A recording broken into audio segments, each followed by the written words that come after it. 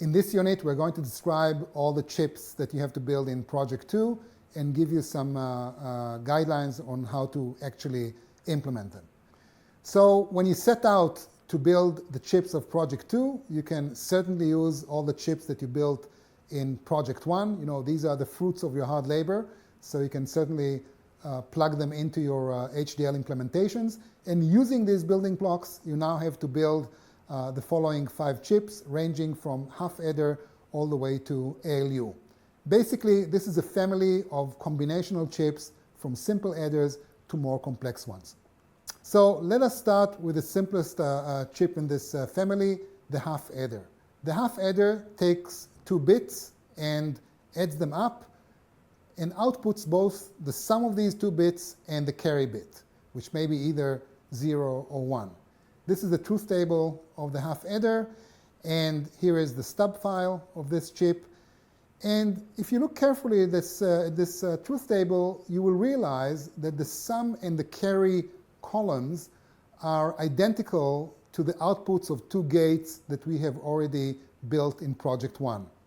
So this tip is sufficiently, I think, helpful to let you understand that building this gate is a rather trivial thing. You have to pick up 2 gates that you already built, plug them in some way, and what you'll get is a half adder functionality, which is kind of interesting because we use a logical device to affect something which is semantically an addition operation, something that happens all the time when you do digital design.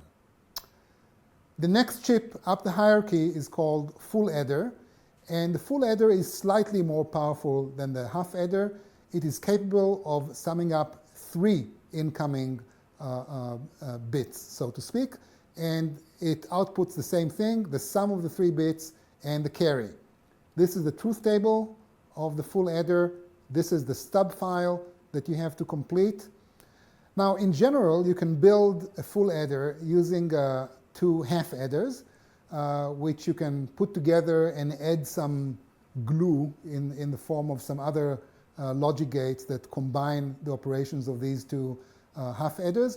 And this, by the way, is the reason why this gate is called a half adder, not this one, but the one we saw previously, because it takes 2 half adders in addition to some other functionality to deliver the functionality of a full adder.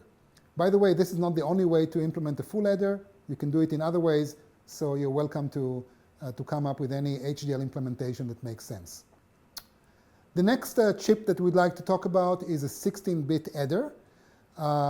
We begin to see some industrial strength addition, so to speak. This is the stub file.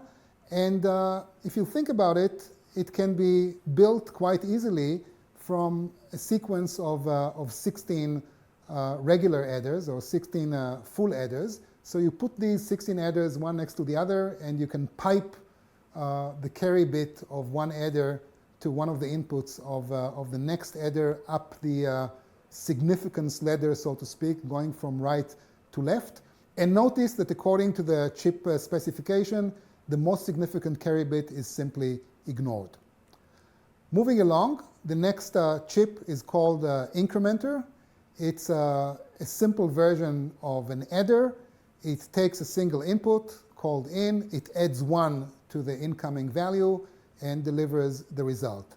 The stub file is straightforward, and you can build such an incrementer using the chips that you built already.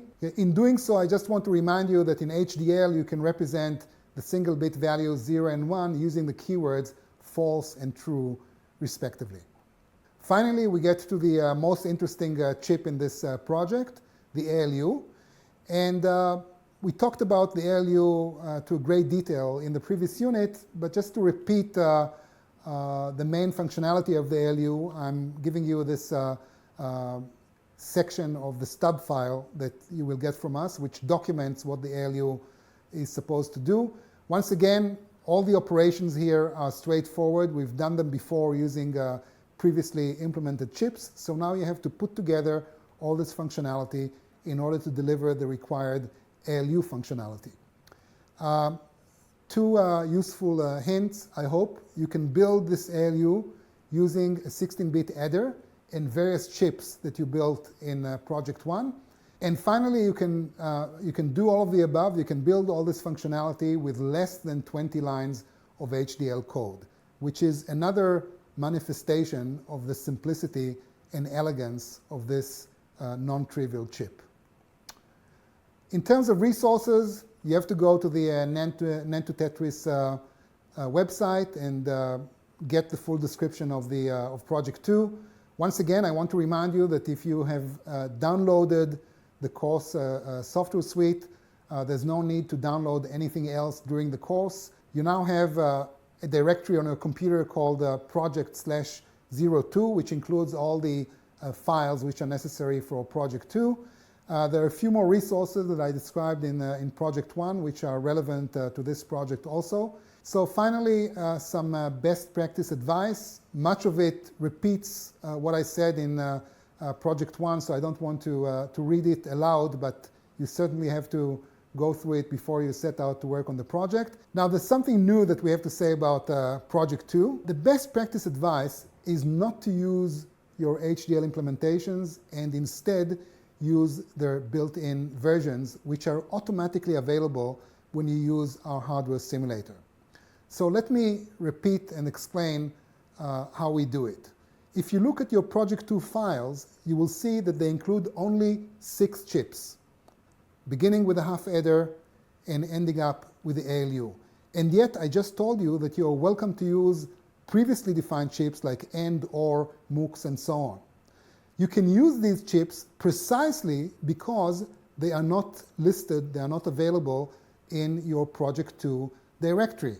Because the simulator works in such a way that if it tries to evaluate a chip part and it doesn't find it in the current directory, it reverts to using its built-in version of this chip. So this setting is ideal for our purposes. You just use the chips that we gave you, and you use any previously defined chips as chip parts, and the simulator will kick in and use the automatic versions whenever it's necessary. So this has been an overview of Project 2 and all the chips that you have to build in this project. And the next unit, as usual, at the end of each week, will be Perspective, in which we'll give you some more information about combinational logic and about ALUs of other computers and so on.